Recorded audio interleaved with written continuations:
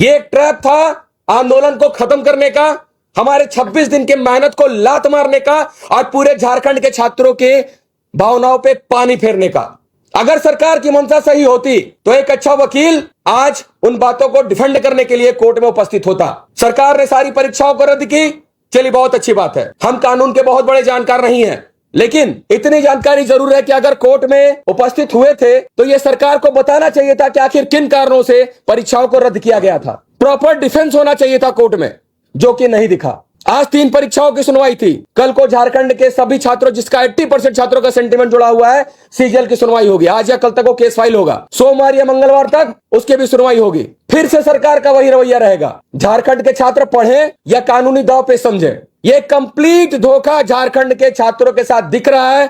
आंदोलन को खत्म करने की साजिश दिख रही है। आपने अगर प्रेस कॉन्फ्रेंस माननीय मुख्यमंत्री जी का देखा होगा, उन्होंने स्पष्ट रूप से कहा है, एक एक लाइन मुझे याद है, कि टीडीपीएल जितने भी परीक्षाओं को कराई है उसमें बहुत बड़ा एक नेक्सस, ऐसा प्रतीत होता है कि बहुत भ्रष्टाचार हुआ है, इसलिए हम उन तमाम परीक्षाओं को रद्द करते हैं। आपको पता है कि 11वीं 13वीं जेपीएससी में जिसका सुनवाई जो स्टे लगा, उसका भी इंटरव्यू हमारी जानकारी के अनुसार टीडीपीएल ने लिया है। अंतिम रिजल्ट बनाने का काम टीडीपीएल ने किया है। तो ये परीक्षाएं अछूते क्यों है? सुप्रीम कोर्ट के तमाम उदाहरण मौजूद है, हाई कोर्ट के तमाम उदाहरण मौजूद हैं, जहां यह बताया गया है कि अगर परीक्षा कराने वाली एजेंसी प्रक्रिया ही दूषित हो, वो सारी परीक्षाओं को रद्द किया जाना चाहिए। The whole examination should be cancelled. तो इस पक्ष को सरकार ने आज कोर्ट के सामने क्यों नहीं रखा? आज किसी बड़े वकील को क्यों नहीं रखा गया? क्यों झारखंड के छात्रों को बेवकूफ बनाया गया? क्यों हमारी मेहनत पे पानी फेरा गया? कि आंदोलन को खत्म करने का सिर्फ एक ट्रैप था। झारखंड के बच्चे बहुत समझदार है, भोले हैं। परीक्षा रद्द हुई, वो खुशी खुशी चले गए कि चले हमारी एक मांग स्वीकार हुई। हेमंत है तो हिम्मत है का नारा लगाते हुए गए।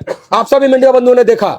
लेकिन ऐसा प्रतीत होता है आज के उनके किए अनुसार कि हेमंत है तो मुझे ये कोई बोलने में परहेज नहीं है कि दिक्कत है। अगर माननीय मुख्यमंत्री छात्रों को और हम लोगों को बेवकूफ समझने का कार्य कर रहे हैं तो ये बहुत बड़ी भूल होगी, उनकी बहुत बड़ी भूल होगी। उन्हें अगर लगता है कि झारखंड के छात्र फिर से अगर जमा नहीं हो सकते तो इस भ्रम से बाहर निकलिए, क्योंकि झारखंड के छात्र, हम लोग अगर चाहे तो कल के कल लाखों की संख्या में झारखंड के छात्रों को बुला सकते हैं।